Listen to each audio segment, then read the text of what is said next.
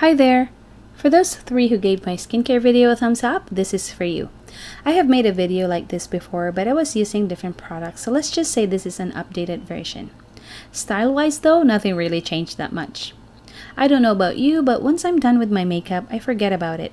I rarely ever use a blotting paper nor powder to touch up, not even looking at the mirror, so I have to make sure that products used are tried and tested. For example, this foundation. I'm sure many of you have tried this already, and we probably have the same reason why we like this. It wasn't working for me in colder weather though, but now it's a holy grail. It looks really blended on the skin, and it looks even better the longer it's on. Before applying this foundation, I make sure that my skin is well hydrated and moisturized, even better with a vitamin C serum underneath. I try to avoid packing on lots of foundation to cover fine lines. What works for my mature skin is to apply just a bit, sheer it out, and I concentrate in the middle part of the face, then I blend it outwards in a short push and swipe motion, if that makes sense. Then whatever is left on the sponge will be applied on the other part of the face, ears, hairlines, and neck. I have a few favorites when it comes to brow products, but I will save that one in another video. For faster everyday application, I like this one. Look, I barely use my strength here, but color payoff is so amazing. It's smooth to apply and it's very affordable.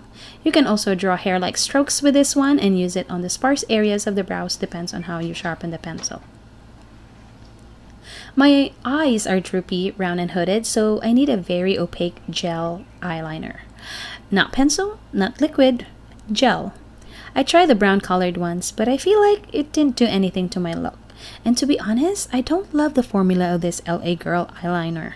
It's quite patchy, but on the other hand, it doesn't smudge and certainly did not give me raccoon eyes at the end of the day. Yes, girl, I wing it out for an elongated eye shape every time.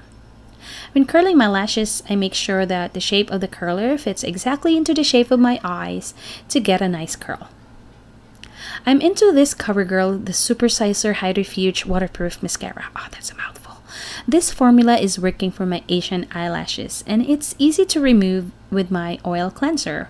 I love the rubbery, flexible ones with its tiny bristles. And I usually get rid of the excess product before putting it on to avoid clumps. I also like using the tip of the wand to make sure I cover every single lash. Okay, on to the blush. I've seen some people apply the blush on the whole apples of their cheeks while they're smiling. I follow that technique, but it's not really working for me. I got really huge apples when I smile, and if I apply blush on the whole area, it will drag the color down close to my mouth when I'm not smiling, and that's not cute. So I apply blush just below the highest point of my cheeks and blend it upwards. And then I set it with my pressed powder. I was going to use tint on my cheeks, but it's quite hard for me to blend because I'm not fast enough. So today I will be using it on my lips the way I do it in my childhood days. Naaalala niyo pa ba yung bilog na pula na maliliit na bubble gum? Ginagawa ko yung lip tint noon at ganyan pa rin ako mag-apply ng lip color ngayon. Fresh-freshan lang. Old habits die hard, huh? So that is my take on minimal everyday makeup look. Some people criticize my makeup because it looks like I don't have anything on. That's the point, right? Makeup is to enhance, not to change what you have.